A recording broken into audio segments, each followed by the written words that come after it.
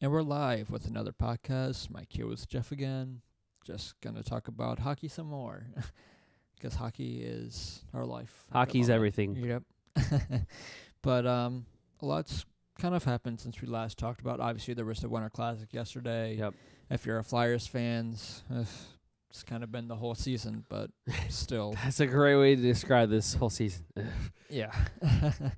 But Edmonton made some trades, and obviously we'll get to other stuff too once we come to it. And we'll also talk about Dallas Stars at some point. Yes, because there's some interesting news out there for from their CEO. Not only that, but there's possibility, not possibility. There's something that's definitely happening for next year for Dallas. But of course, we'll get into that a little later. But first, I think we should get in because the biggest NHL thing that's happened since the past couple of days, or past hours or whatever, was, of course, the NHL Winter Classic on New Year's Day. Yep. The Bruins taking on the Blackhawks. Yeah, in the first, Brendan Perlini gets the first goal of the game after an assist by Kampf and Sekera 8 minutes and 30 seconds in to give Chicago the 1-0 lead. I believe that Doc Emmerich said that this was the first time in about 11 games that Chicago scored first. So that's pretty big for them there. It would not last long, though, as David Pastrnak got his 24th goal of the season on a great assist by Patrice Bergeron, roughly 4 minutes after Perlini's goal. Then Dominic Cahan of Chicago, his 5th of the year, assisted by Eric Gustafsson and Jonathan Toews, just 11 minutes and about halfway point in the second period. Eventually, the game would be tied up again late in the second period with 1:12 remaining. Patrice Bergeron with the goal, his 13th of the season. Pastrnak and Krug on the assists, and then with 9:40 left, Sean Curley, he had the go-ahead goal with 9:40 left again, and the initial shot went off of one of his teammates right to him, and he slammed home the rebound past Cam Ward. Besides that, Cam Ward looked spectacular in this game, and so did Tuukka Rask, but Tuukka Rask's Boston Bruins will come out on top as Brad Marchand put in the empty netter to give the Bruins a 4-2 lead, and they even almost scored a 5th goal with about 12 seconds left in the game as they hit the crossbar on one of their remaining shots. So Boston taking the 2019 NHL Bridgestone Winter Classic by a final score of 4-2. Did you manage to catch the game? I catch very little because I didn't really like either team. Yeah. I think they're my two least favorite teams in the NHL. I'm being honest here. Two of my least favorite players in Kane and Marchand. Yeah. Too. So I mean, I don't blame you. Yeah. Trust me, I do find it interesting though that the NHL did it different this year, and instead of it being in Boston or in Chicago again, it was in Notre Dame Stadium. Yeah, and they... I like that. I like it being in like a kind of neutral kind of setting kind of thing. Exactly, and there was a large amount of fans. There is... Let me grab the statistic here in just a second. But this is the second largest crowd that they announced. The first one obviously came back in the 2014 NHL Winter Classic with the Toronto Maple Leafs and the Detroit Red Wings. I don't think there's any surprise there. No, absolutely not, because that was, well, if you also the look Madhouse. at both teams, Toronto and Detroit, both fan bases are pretty diehard. Oh, so. for sure, and especially an outdoor game like that. But yeah, so yesterday's Winter Classic was a sellout crowd of 76,126 fans attending, the second highest ever at an NHL game. The total attendance for the NHL's 26 regular season outdoor games, 1,389,739, and the average per game is 53,452. So a lot of great stats there. So the only reason I watched the Winter Classic yesterday is because it's the Winter Classic. Yeah, exactly. It's, to me, no matter which teams are playing, although to see Weezer during intermission. It was definitely Weezer. He caught me. It was Weezer the whole way. You wanted to see Weezer. I did. But it was... The thing that frustrates me the most is how many times both the Boston Bruins and Chicago Blackhawks have been in the Winter Classic, let alone an outdoor game. So this is the 4th Winter Classic actually for Chicago, and ironically, they are 0-4 now with this loss to Boston. So their first one was 2009.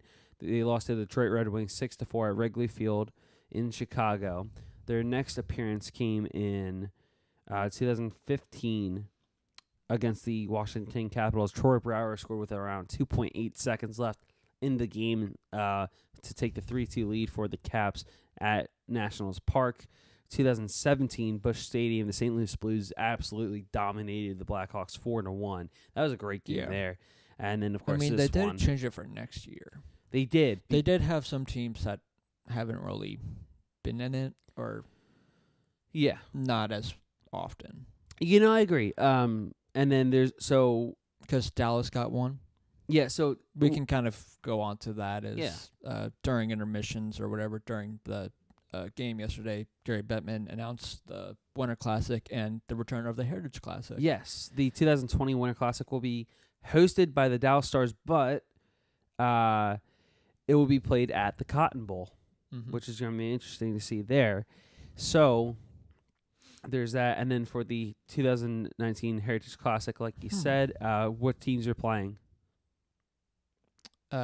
Winnipeg Jets and the Calgary Flames. Yep, and it sounds like they will play either October 26th or the 27th, 2019 at Mosaic Stadium in Regina for, again, the Heritage Classic. So that's coming back, which is great. And then to kind of prove my point from earlier, though, Boston, this is, now their 3rd Winter Classic, and for them, they're 2-1. Actually, hold on. What? Yes, I had to think about that. Yeah, so they're 2-1. And Chicago's had 6. 6 outdoor games, yes. Yeah, and 4 Winter Classics alone. Yeah. But, so for the Bruins, there's their first one in 2010 against the Flyers. They won 2-1 in overtime. Marco Sturm with the overtime winner. 2000 and... This would actually be the Stars' first one in 2020. It would be. And just in general, it would be we're getting at least one new team this year.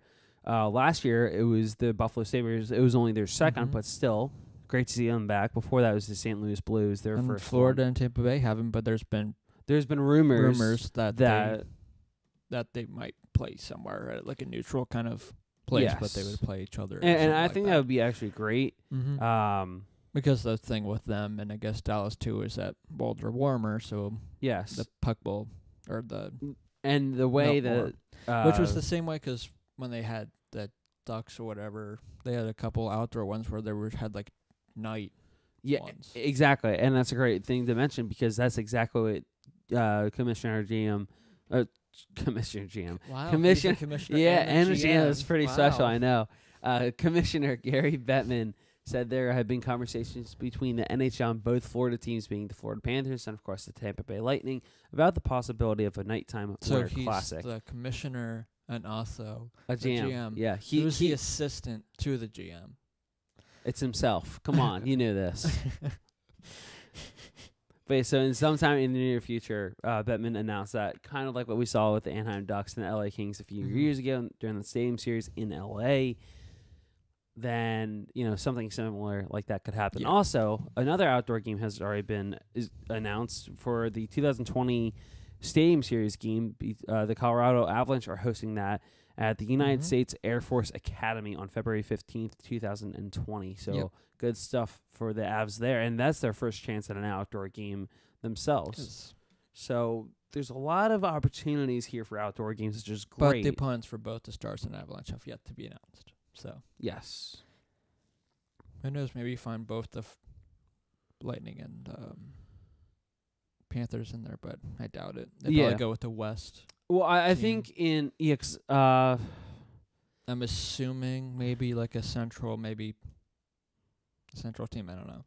I'm just thinking just to kind of have it, not really rivals, but at least teams that have seen. Honestly, I would love to see Minnesota in it. Sure, but again, I feel like they've had 4 outdoor games. So Minnesota, what? They've had 1. Sorry, I got them mixed up with Montreal. Very good. Yeah, Minnesota just had the one in 2016. Yes, There was a But boatload. the same with the Devils and Islanders too. The Devils and even the Rain. No, the Devils have been at least 1 or 2, I think. No, I think the one one thing for I'm the looking at Devils. is the one in 2014. Same with the Yeah, Islanders. that's right. 2014. Yeah, because Sharks have only had one. The Blues have only had one. yeah, the Those two Rangers had 2 that one year in Mhm. 2014. Because I remember there was an unbelievable amount of 7 outdoor games. Yep. It was the Rangers, Islanders, Rangers, Devils, the Winter Classic. You had, I think, Penguins, Chicago. The weird one I also find is Vancouver has only had one in 2014. Who'd they play? I don't know, but they had one in 2014. What? An outdoor game. Yeah, They played in the Heritage Classic in 2014. That's right. They faced off against the Ottawa Senators. And the Sens won. Yep, I remember 4-2. that because that's when they came out with those like purple looking jerseys, or maroon, I should say. That's that was the only time they've ever had an outdoor game. I completely forgot about that. But you know, I think the NHL. It's great that they're slowly but surely expanding. But you know, with again a new team in the. But at the same time, because I like seeing the Flyers, and I think the Flyers and Penguins should also have a break from. Yeah. Because it's back-to-back years that they've had an outdoor game. Exactly. Because this obviously is the one that everyone wants is the one at Beaver Stadium. Yeah. Yeah. But the whole reason why that won't happen is because that's the name for the winter or outdoor series is the Budweiser or some beer company, so they don't want that to be. But either way, I feel like you'd find other rivalries. Yeah, exactly. I still think I don't want to see Boston in it, but I would like to see like a Boston-Montreal or something like that. Well, they did that for the Winter Classic in 2016, and and Montreal dominated that one. But you know what I'm saying? Like, I want to see other yeah. rivalries represented in this. Yeah, no, I think that'd be good. Typical ones or the typical. Do you think it'd be interesting though? Eventually, or get McDavid because he's the future of the NHL. Exactly. That's why you always put Crosby and the Bruins out there because they're teams that you know. Get Austin Matthews out there. Get John Tavares out there. It's bad enough he's plays for Edmonton, who always, if you have a game on NBCSN, it's always at 10 or 10:30 because they're always in the Pacific. So they don't really get the good times. So no one really sees Connor McDavid ever. Well, again, unless you're out in the West. You're right. Or if you're an Edmonton fan, obviously. Yes, of course. But I'm saying like teams out east, like us, we only see them twice a year because of the 2 times the Flyers play them. Exactly. And not only that, but it's a 10 o'clock start, 10:30, or even like if a it's 9:30 start or something like that. Unless it's a game in Philadelphia, which is 7, which is, lucky. But besides that, unless you actually go to a game, you don't ever get to see it.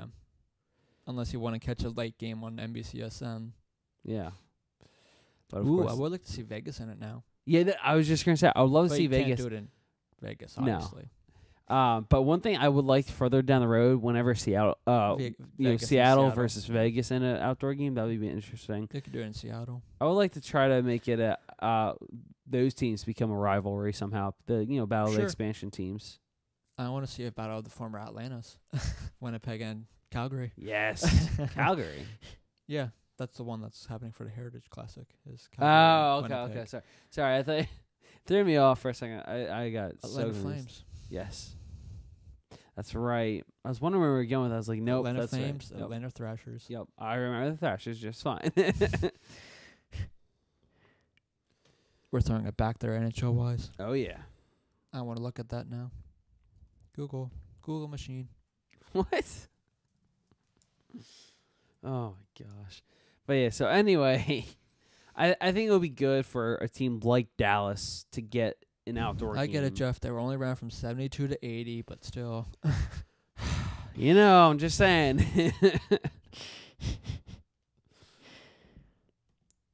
While you're pulling that up, speaking about Dallas really quickly, the CEO for the Dallas Stars said the team has been frustrated by the season so far, and on last Friday morning, he directed his anger towards 2 franchise pieces in Jamie Benn and Tyler Seguin.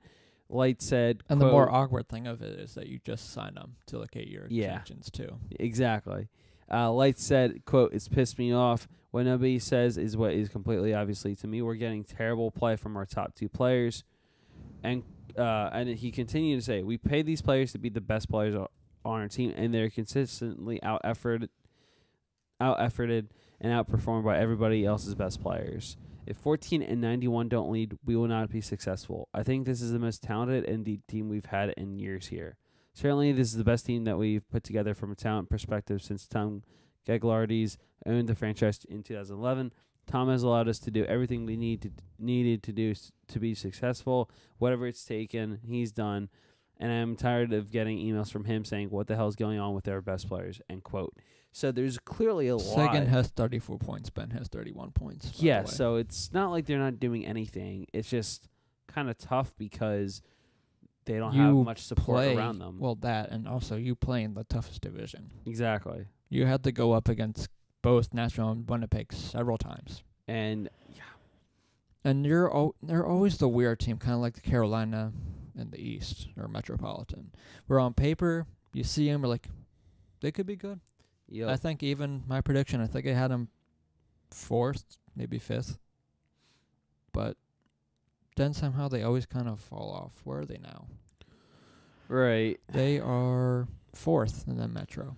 Or in this, I'm sorry. Yeah. They're 2016 and 4. So they technically have a winning record. Mm-hmm. Their best players, of course, Jamie Benn, Tyler Seguin. They've Ben Bishop. They have Miro Heiskanen, who has been a great player for them. Matthias Janmark. You also have John Klingberg. And if the playoffs ended today, they're only 2 points back. Exactly. From the second wild Alexander card spot. Radulov, Brett Ritchie, Jason Spezza. So it's not like they have terrible players. Sure. It's just they're a team that always wants to go for it. Yes.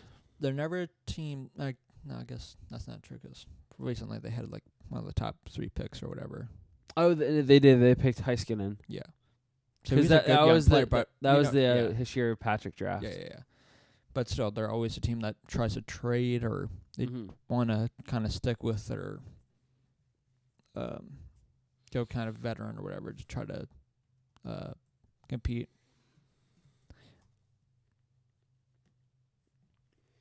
Yeah, and I'm also. I mean, right now. I'm looking up there in their previous. Their goaltending numbers aren't terrible either. Right. Well, it helps having Bishop, but they also have Hudobin. Hudobin has actually played better than him.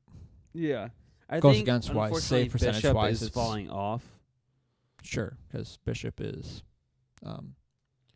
32. Yes. But you're taking a look at. But still, he was better than what you had before. Yeah. Goaltending wise. And obviously, Sagan's a top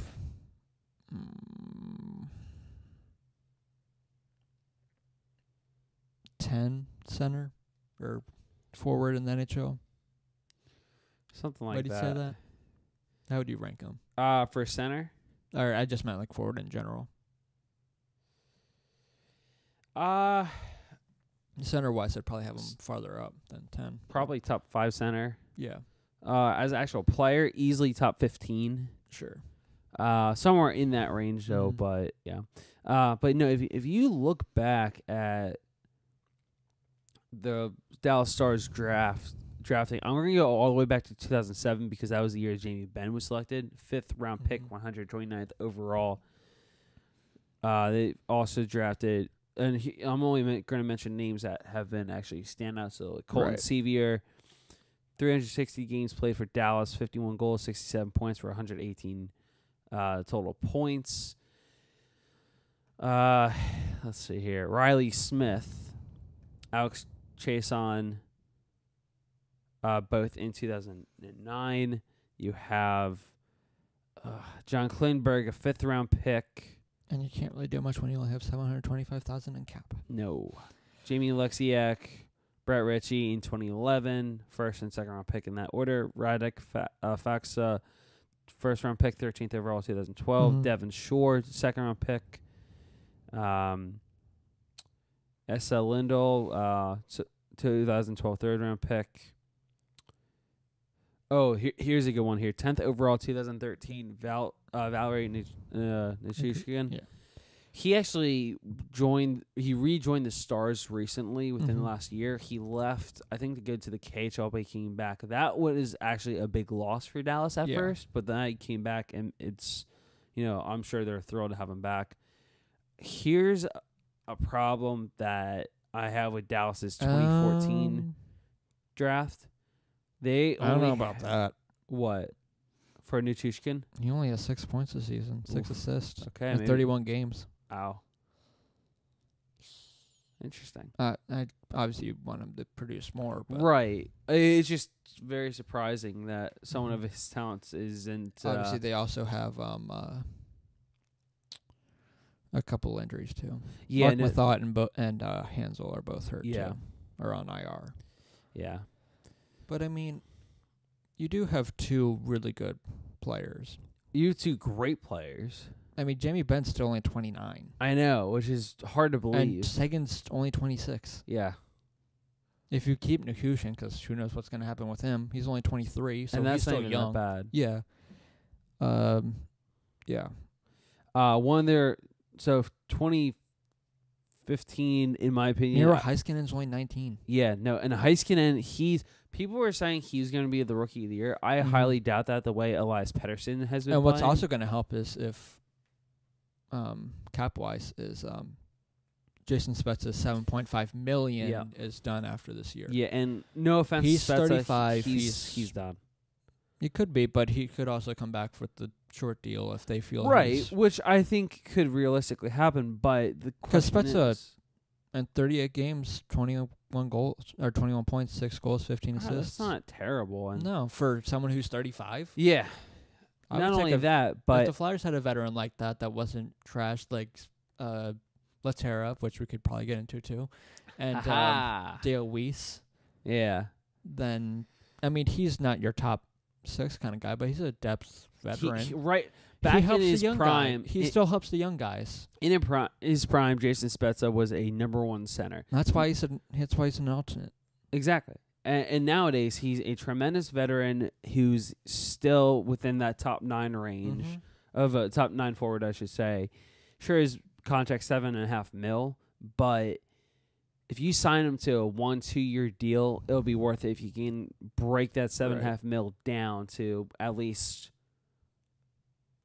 maybe $4 million per year for a year or something like that. Or $4 million per year for 2 years. I don't know. I'm just making this up. They also have to worry about re-signing Matthias Janmark and Brett Ritchie. Janmark's $2.3 million, Ritchie $1.75. You also have S.L. Lindahl $2.2 million, Roman Polak $1.3 million. I think Polak's going to be done. Connor Carrick $1.3 million. Essentially, most of their guys are RFAs, so it's. But so far, actually, my prediction for the Stars so far has been right because I do have them. What's that? With where I had them, because I'm pretty sure I had them out 4th or 5th in the Central, and that's where they are right now. There you go. Oh, Minnesota's falling off. Oops. I don't need Siri. Yeah, that's what I want. But yeah, so for Dallas, looking at their last. Oh no! What happened? And the mic got me. So actually, no, I had them 3rd. Central. Actually, really? Yeah. 3rd? Wow. Because they're a team that I'm always up in the air with. And I agree with that. Because they have Ben Bishop. Yeah. Who could be a solid goaltender. He was very strong when he was with Tampa Bay. Sure. But since he's older, he's a little older now, but he still can give you some good. I mean, compared to what you had before in Lettinen and Yemi. Yeah. Or yeah. Right? Yemi. Yeah. That's an upgrade there, and that's why they made that trade to get him. And obviously you have Sagan and Ben, who I always, and they have, what's his face on defense? Klingberg? Heiskanen and Klingberg. Oh, sure. Heiskanen, yes. Klingberg's only 26 too. Yeah. But yeah, they have a young up and coming team. Yeah, and then their most noble. So in 2014, Julius Honka, they drafted him 14th overall. Other than that, they have. And honestly, Hansel, I think, was supposed to be a pretty good or big pickup for them too. But him being on IR is that does not help. Yeah, because he did good for when he was on Minnesota. He did. Yeah. which is why they brought him here. Exactly. Because I don't know. I thought he was higher, only 4.75 mil a year.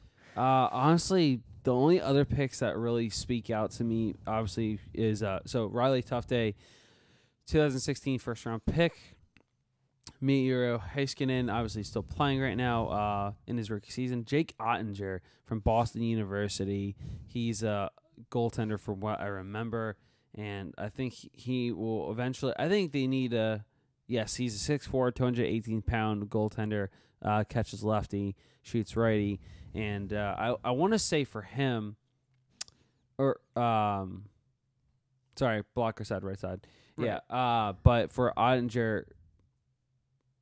It's been a little over 2 years since they. It was going to be 2 years since they drafted him, coming up in June.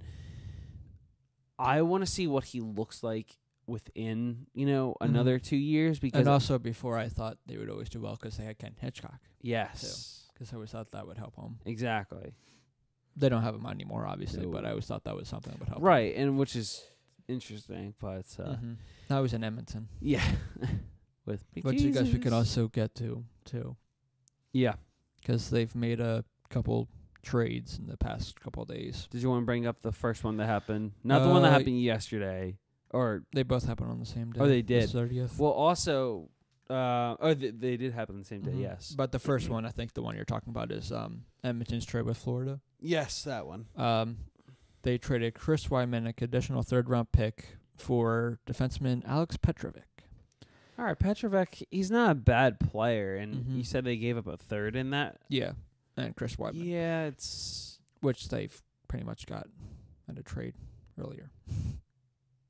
Yeah, from the Senators, which was just a conditional 2026 round pick back in November. Yeah, I don't know, it's... I don't know, that was kind of a no person. Yeah. Right. And I know what you're saying. Like it wasn't that big of a trade. Like it was, but it's not at the same time. Yeah. And you want to say the other one? Yeah. So this is the more of a fun one. We have actually there's if you're a Flyers fan, it's a fun one.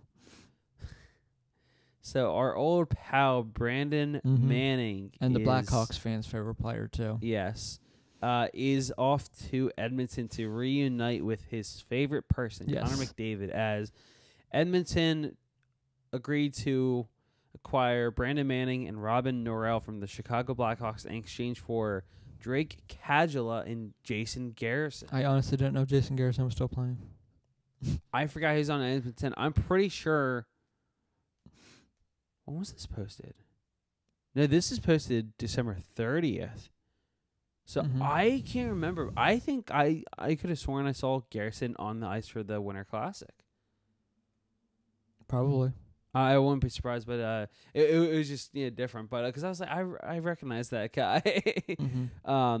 Obviously, it's not a blockbuster deal for either team, but it's only noteworthy because of Manning and McDavid's history. So that and for some, I guess, because I get Chiarelli, the GM for Edmonton, kind of is in the hot seat because they're kind of struggling again. Which I feel like he probably should have gone when they fired the coach, because he keeps making questionable trades. It amazes me how, and not only trades but free. That's why when he said they were trading for Brandon Manning, and that's why I texted you, get the same deal for Ronaldo. Yeah, it's just it amazes me that Peter Chiarelli still has a job. Same. But so I'm on. So the article here where I'm reading this information from CBSSports.com, their headline cracks me up because this is all everyone can ever think of. Edmonton Oilers trade for Brandon Manning, the guy who broke Connor McDavid's collarbone in 2015. And then the subtitle is McDavid, subheadline is that McDavid has previously made it very clear he doesn't particularly care for Manning. So, and it's interesting because Chiarelli, apparently rumors came out that he tried to trade for Manning last year from the Flyers, so that will thrill Flyers fans about Ron Hextall, the former GM. And if it was for that, I would have said, "Can I get RV for Brandon Manning?" that would have been worth it. Guess he probably would have made that trade. Yeah, seriously. If you see the trades he's made. You know what? I might as well say, can I just get Nugent Hopkins for Manning? I was gonna say Manning, but that works too. That's why if Chuck Fletcher wants to make a trade, hey, Edmonton, he's there. I'll take RV or Nugent Hopkins. Yeah. So anyway, back on, again in 2015, McDavid's rookie year, McDavid and Manning had a collision into the boards where McDavid broke his collarbone. Fans think that Manning broke his collarbone on purpose. Yeah. I still don't even know what to think about this play, and it just amazes me how people think he purposely did this. He got tangled up. It was a complete, But being he is the hockey god. Yeah. You don't hurt the hockey god. Nugent Hopkins has 36 points this season. I'll take that. I'll take 36 points.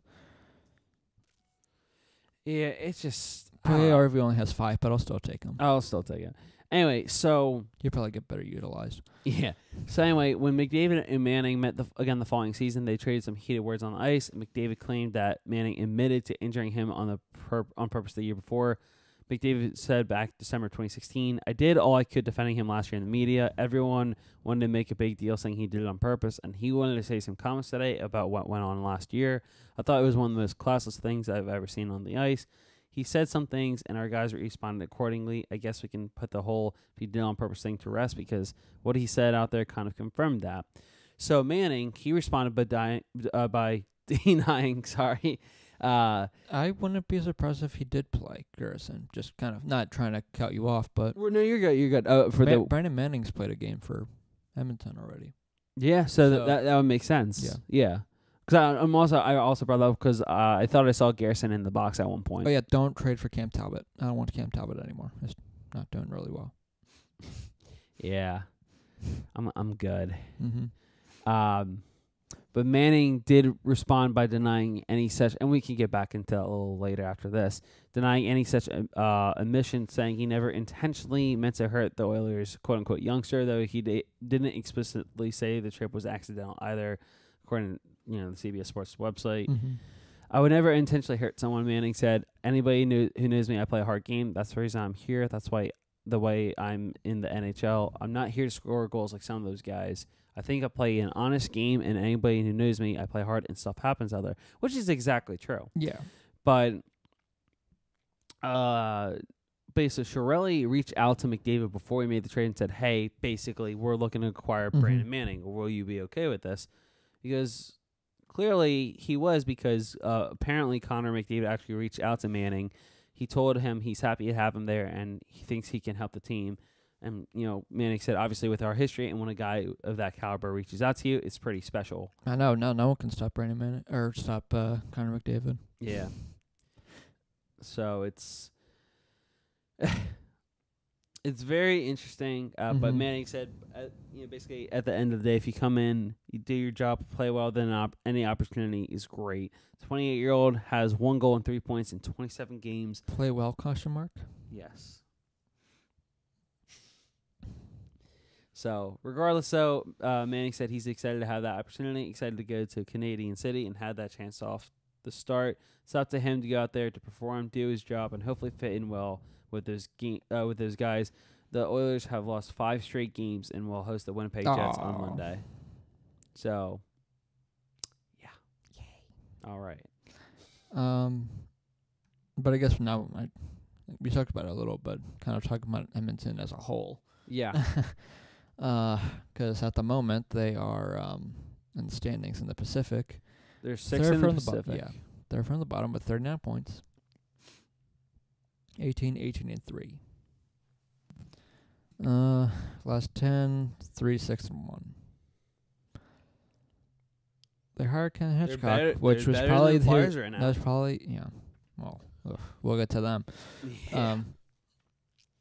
They hired Ken Hitchcock, which they were hoping which is probably Chiarelli's best move he's made. You're not wrong there. Was trading for him, but not really. Edmonton only has $51,371 in cap space. Yeah. They have 6 picks this upcoming draft. They don't have their third round pick, but they have the Islanders. So they have a first, second, third, fourth. They don't have a fifth. They have a sixth and seventh. So literally the only pick they're missing is a fifth round pick, and they basically traded their third round pick and replaced it with the Islanders one. I mean, at least you got Milan Lucic in there for until 2023, 2024. Yeah. So Tobias Ryder, his $2 million contract. He's an RFA. $2 million contract comes to a close at the end of the year. Also, Jesse Puljujärvi. I don't know what they're going to do with Puljujärvi, to be honest. Trade him, give him to the Flyers. I'll take him. Because honestly, they drafted him high. They did because he was supposed to go that high, but I don't think they've been utilizing him well. I honestly agree with you, 100%. Which is why I feel like if he was traded to a team like Hello Flyers. Hey, Chuck Fletcher. I know we talked prior to the game. I wanted him when he was on the board. Yeah, no, I wanted Puljujärvi for the Flyers. Puljujärvi is a great talent. I think the Oilers are not doing him a favor of keeping him there. Either trade him He's also or only 20, let him go. Still. So it doesn't matter. I think his talent is great. Just imagine this, though. Imagine him with Nolan Patrick. Just saying, I feel like if you give him with a good center, he would do well. Not only that, but an organization who actually is smart with their players for the most part. Yeah. For their young players. Yes, for their young players. That's a good way to put it. They also have Ty Ratty, Joe Cambardella, and then Joe Kara, all RFAs. You have Alex Petrovich, 1.95 mil expiring contract. Kevin Gravel, $700,000. You also lose Cam Talbots too, and Mikko Koskinen, both goaltenders. So Talbots 4.16 mil. That's another problem for them is Cam Talbot has been so inconsistent. He had the one year they went to the playoffs. He had that played one good great. year. Like, it was fantastic that year. But he hasn't really played well since. Which is surprising because when Lundqvist had that very weird injury where it was like his throat a couple years ago. Right. Cam Talbot came in. And he just looked superb. Yeah, but if the Flyers really want a goaltender, I would not go for Cam Talbot. No. Numbers-wise and contract-wise, I'm not a big fan of. Because I don't think he'd help you much more than Louisville or Elliott would. But I think that's all kind of national things. Well, there's one more thing. Actually, two more things. I lied. 3 more things. So, really quickly, the 3 stars of the month were number 3, Connor McDavid.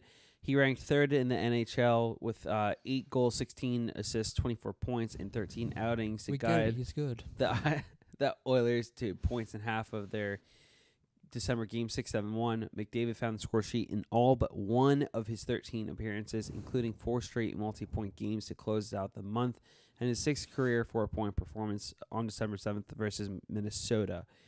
The number 2 star, Johnny Gaudreau, Johnny Hockey of the Calgary Flames, he ranked the NHL second in the NHL with 11 goals and 26 points in 14 games played to propel the Pacific Division leading Flames to a 9-3-2 December.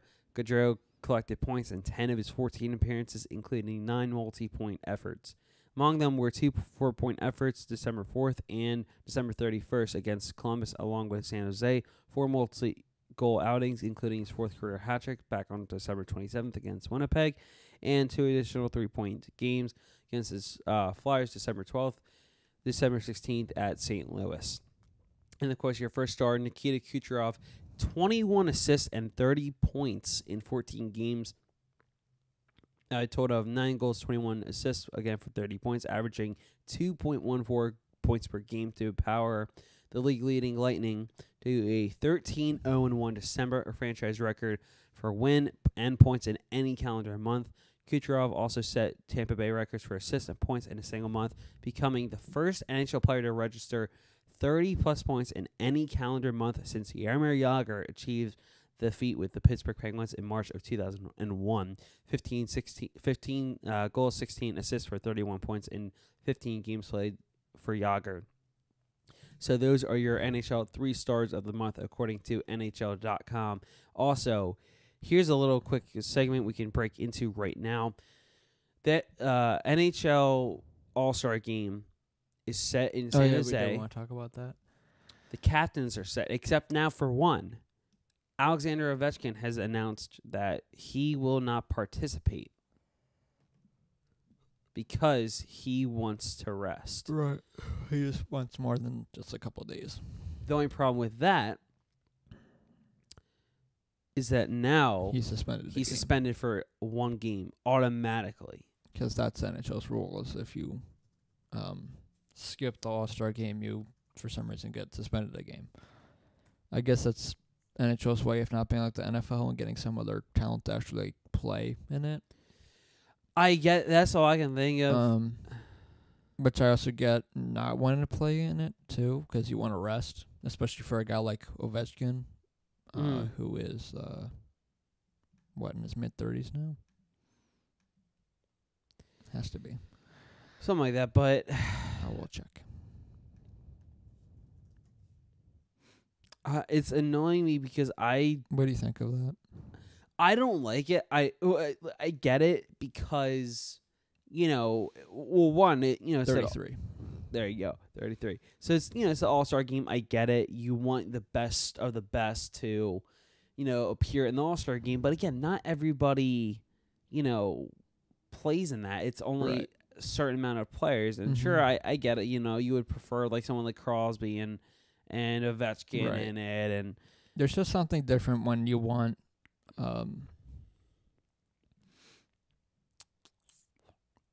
When you're not really playing for anything, right? There's exactly. Nothing really to play for. So the only thing, the fun thing is just like the talent part of it. The talent part, the skills competition's always fun, but really, like the game itself is like you're half-assing it because who cares? The reason why which is why I've always liked the MLB's kind of changed. But instead of it being who gets home field, it's now nothing for the MLB. But that's what I liked before, is that the game actually meant something. Exactly, and I think that's exactly what it kind of should be. But that's exactly like what you said. That I love the fact that whoever won the All-Star game for baseball a couple years ago, it would be for a while.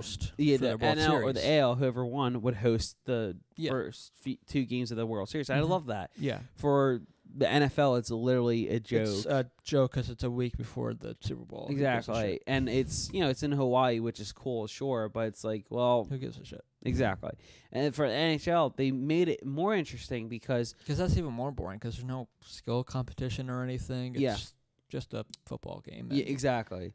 So for the NHL, and half the guys don't play anyways. Right.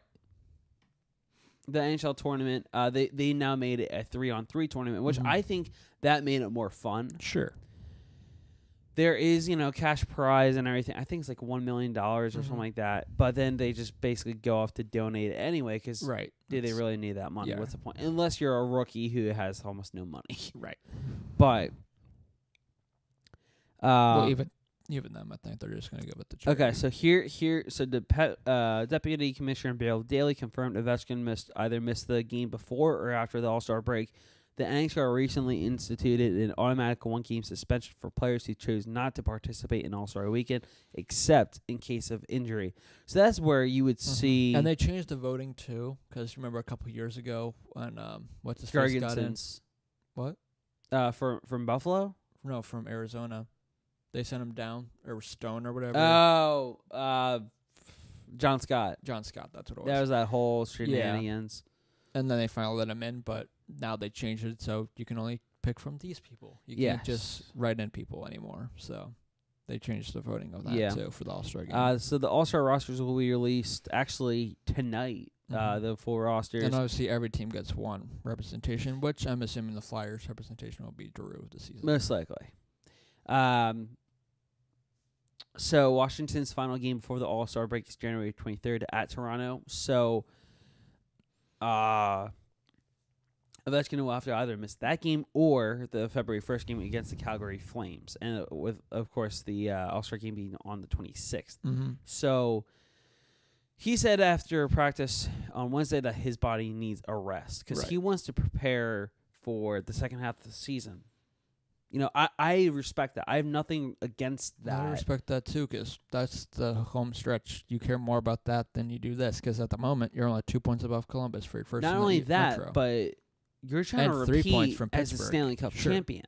And you want to be at your top Exactly. self. Regardless, even if you weren't a Stanley Cup champion, as long as you're in playoff contention, I'd say screw the All-Star game, no offense. Mm-hmm. I want to do everything I can to prepare, you know? Yeah. So that's just what I think there. And then one more national thing, just because it's something that I think it's rather important to discuss. So Sam Bennett of the Calgary Flames had a very late and nasty hit against the San Jose Sharks. Redham Shimmick.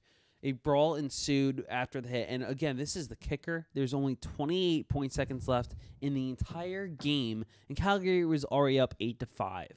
Mm-hmm. What's the point of making the hit? I don't know. So I don't like the fact that the reason why the NHL. So first things first, there's no discipline for Bennett. The Sharks bench was livid. The Flames bench was mad at the Sharks bench. There was all hell breaking loose basically. But I think it's ridiculous that the Flames forward Sam Bennett did not get anything. Right. Trust me, I like Sam Bennett a lot. I like his game. He's a great young talent and will be for the Calgary Flames for many years to come. But I do not like the hit he delivered. And one of the things that really pissed me off was the Sportsnet color commentator. I don't know his name, but he basically said that Shimmick's head was down and you always have to keep your head up. What do you mean?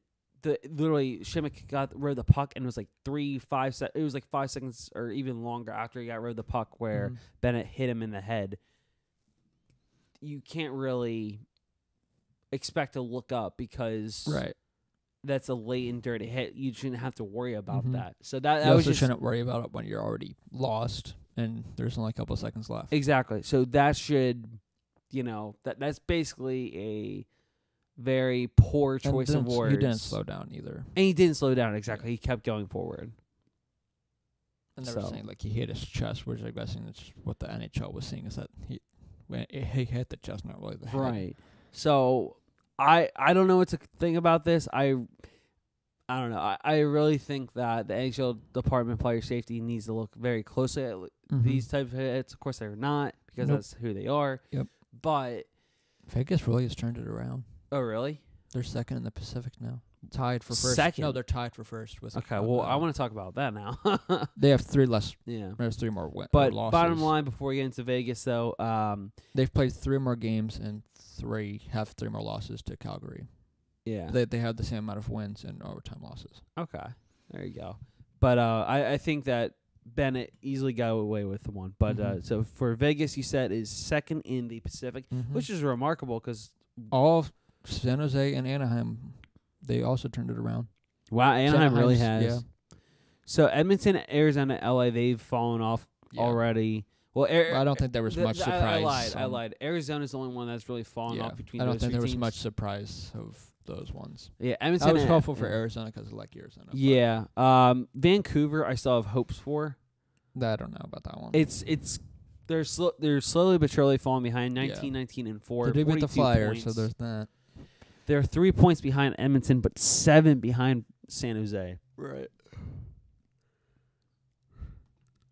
If you take a look at the wild card, they are 2 points behind Dallas for the wild card spot for the second one, and 3 behind Anaheim. So they're right there for playoff contention. And Minnesota, they're doing a lot worse than I expected them to. Yeah, they're 18, 17, and 3. Yikes. Yep.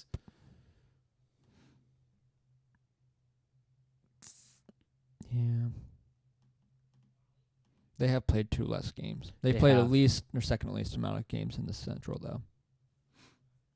And let's be honest here. When they play Philadelphia in a couple days, they're going to win. For who? Minnesota. Probably. Because last year they swept the Flyers easily in that home and home. Yeah. Because for some reason the Flyers couldn't handle them. But I guess we can go on to the Flyers. The sad, but yeah. So if you're not really a Flyers fan or don't really care for the Flyers or don't really want to hear the sadness of the Flyers season, I do not blame you for turning off the podcast now. Yes. Because that's what I think is going to be the end of this podcast, is us kind of talking about the Flyers. So, obviously the Flyers went on a 5-game road trip and got 1 point. Yes. That came in the second game. No. Right? Or was that the first game? That was the game. That was the Tampa Bay game. Right. Yeah, that was the Tampa Bay game. Sorry, I was trying to... Very good. Ugh, I'm all confused. But, yeah. Things have just gone from bad to worse to ugly. Pretty much. Sorry, they won and... They got 3 points.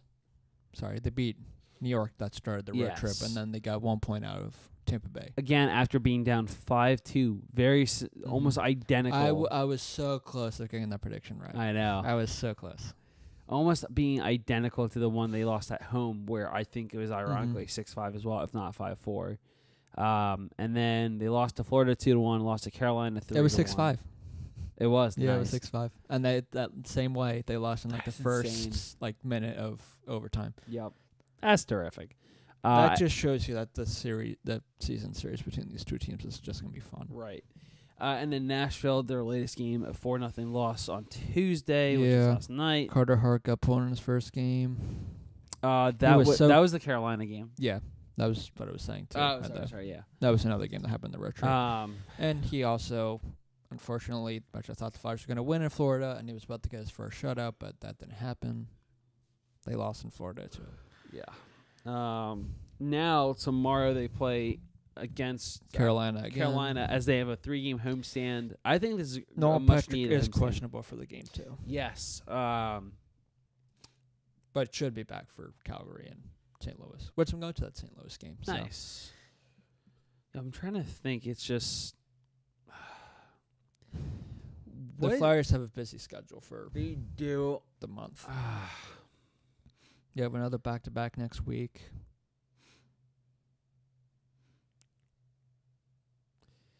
I don't know what to think of what's going on with Nolan Patrick, because I feel like he's been getting injured so much lately. Has he? Because I thought that was like his first time getting hurt this season. No, it's at least his second or third, I thought. I could be wrong. Well, he obviously is going to have concussion issues. Right. Which I think that's what it was. What his injury was a concussion.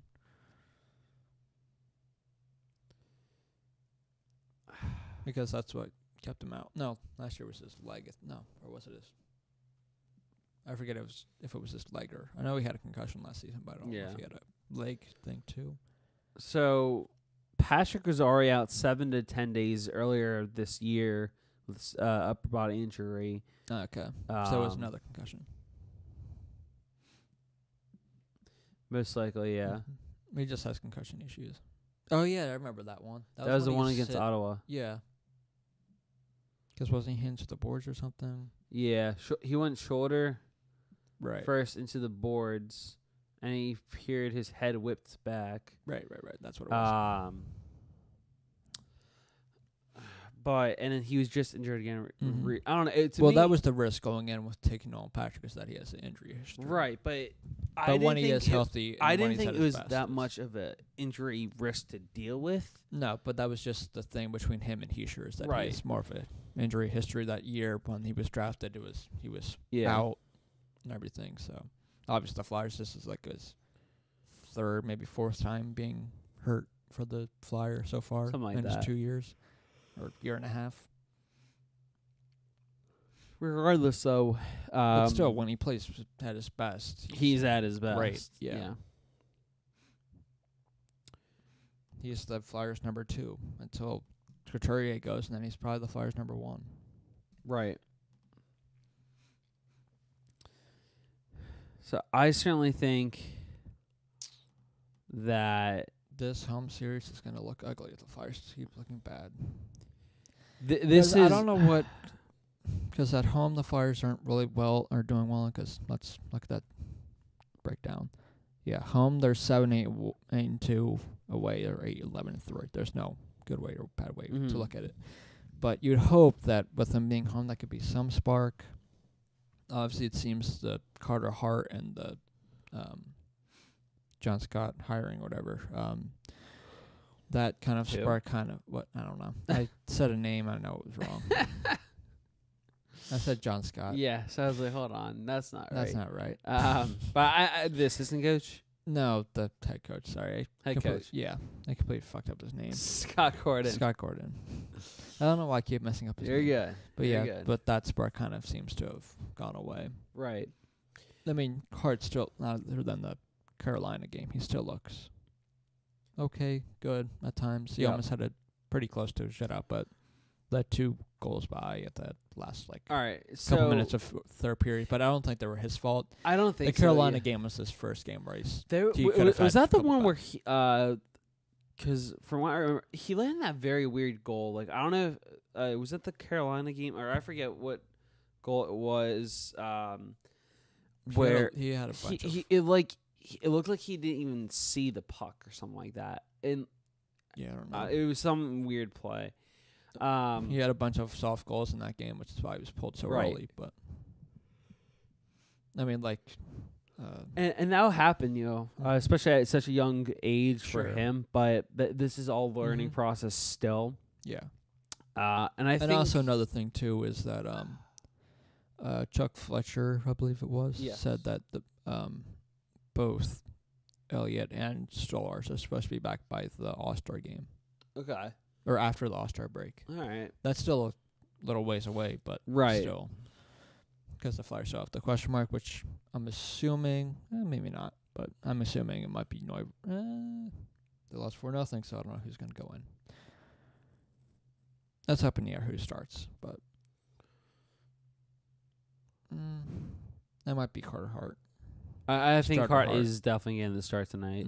Tomorrow night. Sorry, tomorrow night. Thank you. This guy's day mixed up over here. Yeah. What happens now with the Flyers, though?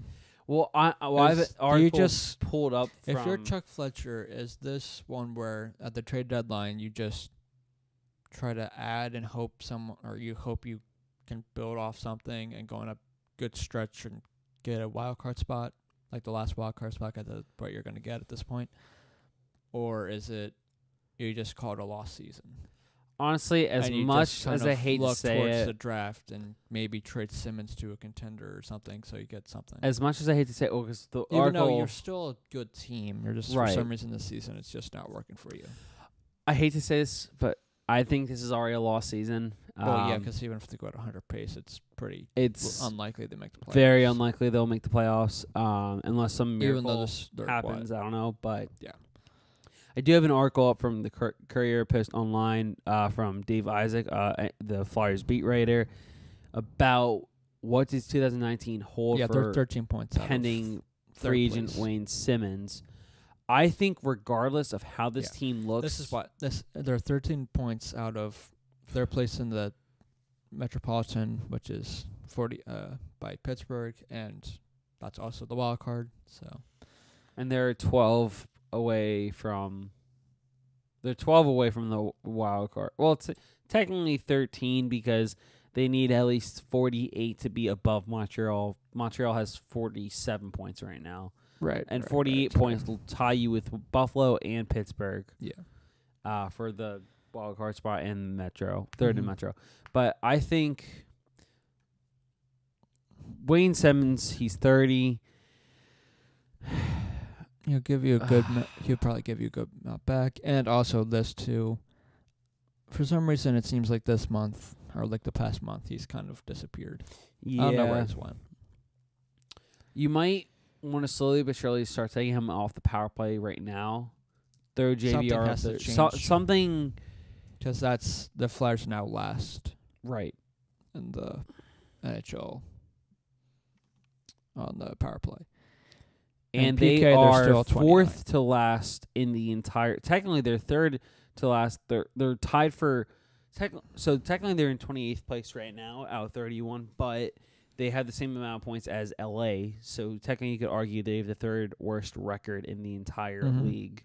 The only thing that's saving that is they had 3 less losses than LA, but they played 2 less games and they had 2 more overtime losses than them.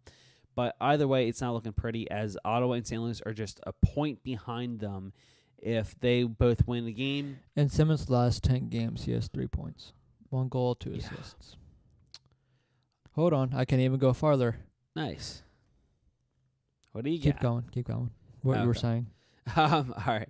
So I think overall, though, regardless of how this season goes, even if there's some miracle turnaround by the deadline, Wayne Simmons' days of being a Philadelphia Flyer is being numbered and very, very limited. I think no matter what happens, even if you magically turn the season around. He has 7 points in his last 20 games. 4 goals, 3 assists. Jesus. Come on, Simmer.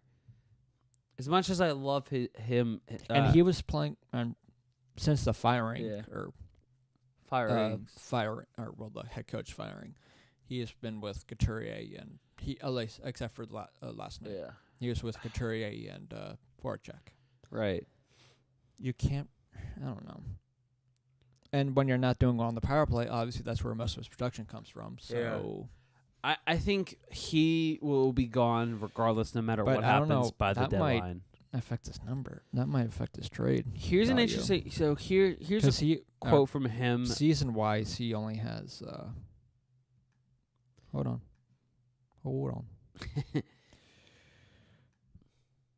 So while you're looking that up, here's a quote from him. To the Courier, Isaac posted in his article for the Courier Post. Quote. I've been in this league a long time, and he has I don't 17 think points this 17? All right. 11 goals, 6 assists. Yikes. And I don't think it's a secret what I bring to a team or to the rink. The sad part is the 11 goals is third on the Flyers. Not only that, but he began... you just mentioned that. That, and he remains the most assertive voice in the locker room. But he also continued to say, this is, again, Wayne Simmons, just go about it the right way for me, and hopefully the success personally will start to come, and the team success will come as well, end quote. So I don't know what to think of that. He's, he preferred to stay a Flyer, of course, but unfortunately, I don't think that's actually going to happen. Right. As much as I love Wayne Simmons. 2 years ago, it almost seemed like he was like, whoa. Like if someone said, I would probably trade Wayne Simmons. You look at him like crazy. Right. But nowadays, it's like, all right, I'm kind of just waiting for it to happen. I'm okay with that because, I think the one thing that helps is you got JVR now. Yes. And JVR is more versatile than Simmons is. Right. Because they're both similar in style, but I think JVR has more of a skill set, I guess, is a good way I of would putting say it. so. As in he's good at setting people up too, other than just scoring. Wayne Simmons is more. He can score short or close in and everything. Yeah, my biggest question is where has the point production been for JVR? That's another thing too. He only has 13 points. Right, that's just is what's surprising me. Well, it's also he missed the first month and a half or whatever with this injury. Yeah. Which might be halting him, but that's another one, too, where I think most of the Flyers' point production-wise has been coming from Giroux and Couturier, which obviously it has, because Giroux has 44 points and Couturier has 28. But Voracek, surprisingly, because I'm sure Flyers fans are probably, or some Flyers fans are the one they always want to put down, is Voracek to be gone, is he has 30 points. Yeah. He has a quiet 30 points, 10 goals, 20 Doesn't even assists. seem like it, yeah, but he does. And Couturier has a perfect 14-14. Goals and Nice. assists, 28. He has the most goals on the Flyers. One behind him is Drew with 13. This is fun. Mm-hmm. But that was the thing last year, too, where the Flyers had always seemed, which is why you got GVR and everything, and you're hoping, is that the first line it always seemed was where your point production was coming from. Mm-hmm. And, like, your depth guys weren't really producing much. That seems to be that way has continued this season. But also your defense, too, hasn't really produced much. Ghost only has 5 goals this season. He only has 16 points. If we're looking at last year,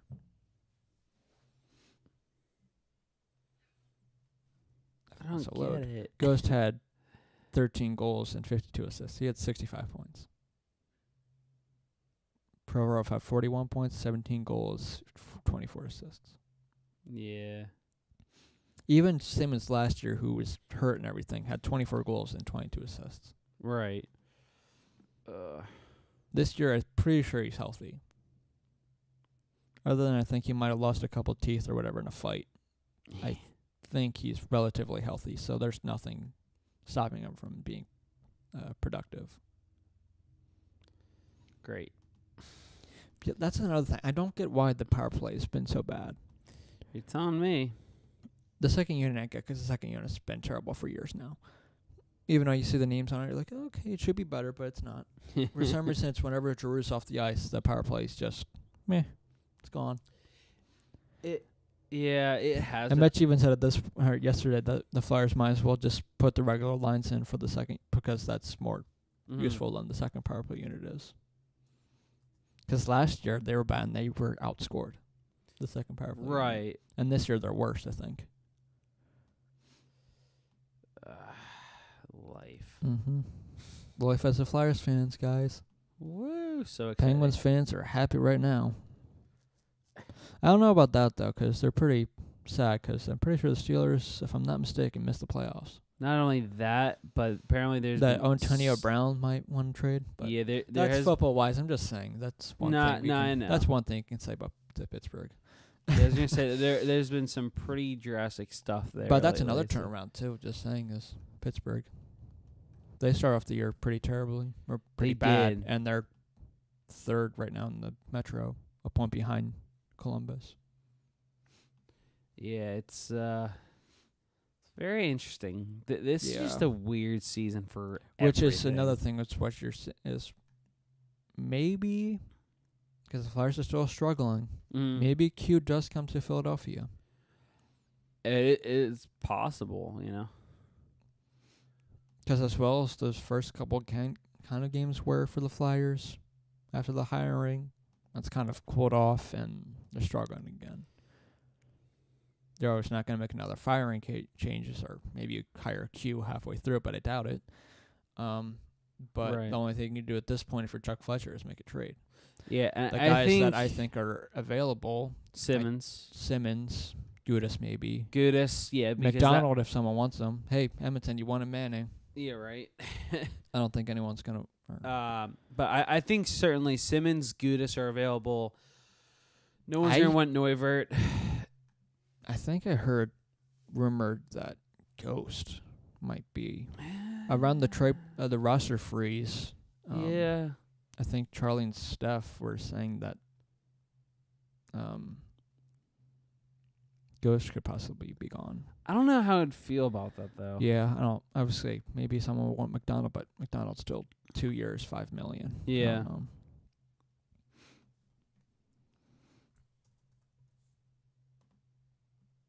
Because at the same time, you don't want to blow up your team too much, because you're still not only that, or too early.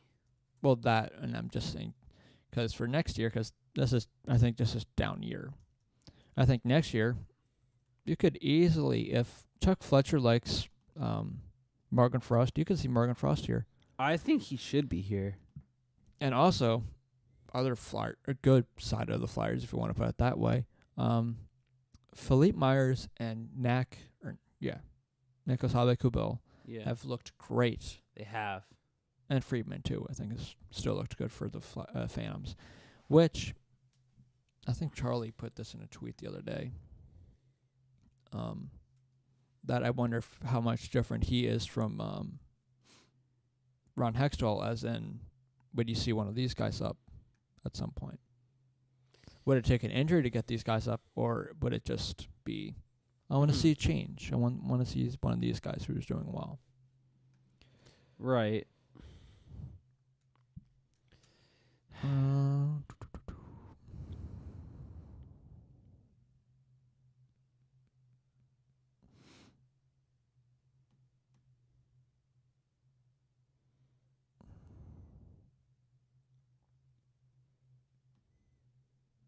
I forget when he tweeted it.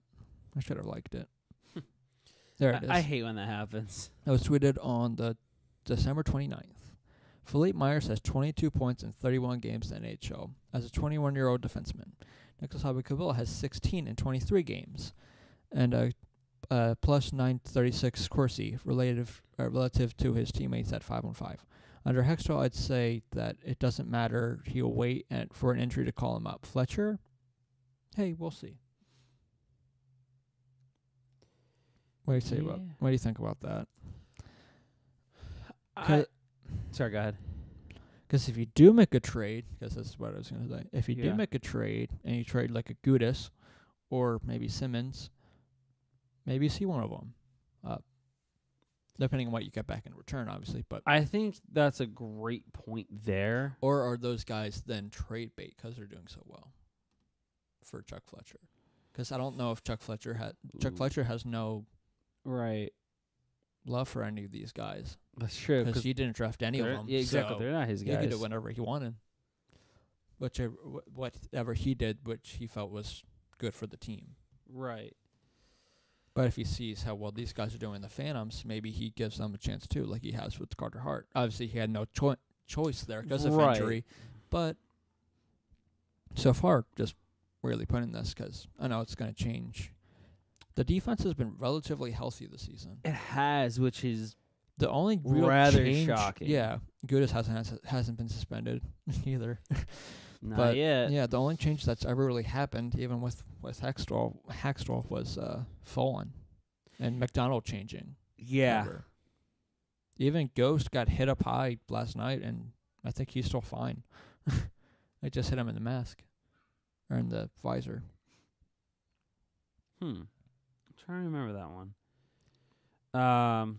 Nashville took a shot. It bounced off Raffles' hand, and it hit Ghost in the face. Okay. Not in the face, but like in the helmet area. Okay. The only thing it did was bent his mask down, and he didn't bleed or anything. So, All right. At least he dodged a bullet, but I'm just saying. Yeah. At least he wasn't bleeding though. Because Gudis is someone who tends to get hurt a good amount. Ghost hasn't really been hurt ever. McDonald's in the lineup, but I would think if the Flyers still struggle, I'm kind of surprised they hadn't really shaken up this D core. Right. And there hasn't really been much shake-up. There was only slight kind of changes last night, which is kind of weird because they had Lawton with Couturier and Voracek, and on the first line it was Raffle, Giroux, and Konechny. Right. With Wheel centering JVR and Simmons. Okay. I mean, there were interesting lines, but because you can never tell, unfortunately, with and obviously you don't have with Nolan Patrick. You had to put a center in there too, but that's true. You can never really tell, especially during pregame warm-ups with Scott Gordon. Thank you, because it's just you literally cannot tell because he always switches things. And even if you are a Flyers fan and you hate how the Flyers look right now, just look at the slight positives if you can look past it. Carter Hart's up right now. If you don't want to see them look bad, just look. Your future's there. Even the game you went to, it was like, what, his second game he played? It was the second game he looked and they were still phenomenal. cheering loudly for him, and he'll probably get it again. He got a standing ovation when he came out on the ice. Yeah. every time he made a save, he got look at the young out. guys. Like even when Patrick, look, you have Nolan Patrick who's only 20. Even look the next year probably, or most likely, I hope, with Morgan Frost on the Flyers. Right. I think Frost will be up for sure. Mm-hmm. I would have said Rubstov, but he's out for the year because he was killing it for the Phantoms. I keep forgetting that Rubisov's out. Because he was actually a good penalty killer for the Phantoms too. He but was. He, got hurt. He was doing very well. For once. Well, he was pretty good junior-wise, but nothing stellar. But, yeah, it's a sad day for Flyers fans. Let's see. But I think that's the one thing I'd take for it if you're a Flyers fan. If you want to see some positive out of the shit show that's the Flyers at the moment. Yeah. As that, for the time being, for a while, Carter Hurt's up. Go see what you got in the future for him. You finally got a goalie. I mean, obviously it's going to take a while to see if he turns out to be like a superstar, but right, you for once have a high prospect goalie. He was the last actually one you up had, right now. The last one you had was what, Bobrovsky? What'd you say? You could argue, Bob. And he wasn't what happened. He wasn't that well known still, though. Well, yeah, but I'm just saying. But right, he was the best kind of thing you had, but then you traded him away. See what happened with him. But I'm just saying, who else would you put there? Because before that, you look at the old goalies that they've had since 2010. Oh God! Since they made it to the Stanley Cup. Look at the amount of goalies you've had. All right, so are we talking including 2010 or no? Or we can, but I'm just saying. All right, let's go from 2011. So 2011, you still had Boucher. Yeah. Wait, no. Yeah, I think you said. Yeah, you did. Him and Bobrovsky were like your main guys. Leighton, you still had somehow. He was just an AHL guy, though. Yeah, 2000. Which he still is, I think. Yeah. I think he's still in the AHL. Yeah, he is. He's the best. I think he's one of the better goalies in the AHL. He set some too. records last year, actually. Yes, It's crazy. 2012, Brizgalov and Bobrovsky for a little bit. 2013, shortened year, Bobrovsky and Mason. 2014, Mason. Emery? No, yes, because he came back for a little bit. 2015, Mason. And that's when Neuvert first came to Philly, I think. Yeah, right around there. 2016. And then Brian Elliott. Elliott, yeah. And then obviously Stolarz. But you also did have Stolarz, Lyon, Pickard, and Mrazek. What's his name? Zepp. Rob Zepp. My Zepp. man. I love Zepp. He was out for a little bit, too. He was around when Emery and Mason. Do you know another? Well, it's not a goaltender, but just defenseman. Just because I remember him being around at the time. Remember Nick Schultz? Yes, I do. Yeah. Well, Nick Schultz was on the team last year. No, not last year. The year before. No. Yeah. But because when you're talking about Rob Zepp, I remember Schultz's name for some reason. I don't know why, but he was the Flyers' worst defenseman before. He was just a healthy scratch, but whenever he came in, he was just terrible. Yeah. Which was then Manning last year, and now it's this year. I think it might be between Folan and McDonald. I think Mac's actually better than Folan. Well, he probably is. That's why he's starting. Yeah. That's the worst case scenario is Folan. Oh, my God. How far they've fallen, man. I know. Hashtag I don't even fall. No, what's really sad, though? Huh? No, what's really sad? Oh, boy. Let's hear it. My prediction of the Flyers is really way off. Hey, if you think yours is way off, look at mine. Well, I had him third in the Metro. I did. I think I had him second. You had him second, I'm pretty sure. Oh, well, no, I thought you also meant like in the last or just our predictions for like this upcoming month and stuff. No, I meant I had them going like 7-2. I had them going about 500. Yeah, I had them going like 7-2, 7-3. So which I'm is still something they that. can do. So far, the only thing I got wrong, just saying, was the Carolina game. Just saying. And if it's right, the next two games will be wins. Let's hope, because they certainly need it. It's true. How do you think Hart will respond after the Carolina game? Because he's playing the same exact team, except this time it's at home. He'll play better. He might let another goal or two by, but I think he'll play well. Because if you look at the game before that he played in was Florida, He played great in Florida. He did. He led the 2 goals in at the end, but those I don't think were on him. No, but still, he played great in that game. He played superb. I thought for sure. From what I saw, I wasn't gonna say it. I was one of those things where I wasn't gonna say it out loud. I was like, "Is this a game he gets his first shutout?" Yeah, he I great did in that think game. he was gonna get a shutout, let alone the win because he looked phenomenal. Because the first 2 periods he looked great. He did. Then the Flyers' wheels fall off. Sure, which always happens. Yeah. Which, I mean, you can't really do much about that, but still. But I think that's kind of where we're going to end it today. Sounds good to me. But yeah, the Flyers and the Carolina Hurricanes, 7 o'clock tomorrow at the Wells Fargo Center. Yes. You can catch that NBC Sports Philadelphia or on 97.5 The Fanatic. Yes. As, again, puck drop 7:05 most likely. Flyers. Oh, wait. Yes? Update on your podcast. Any further on that?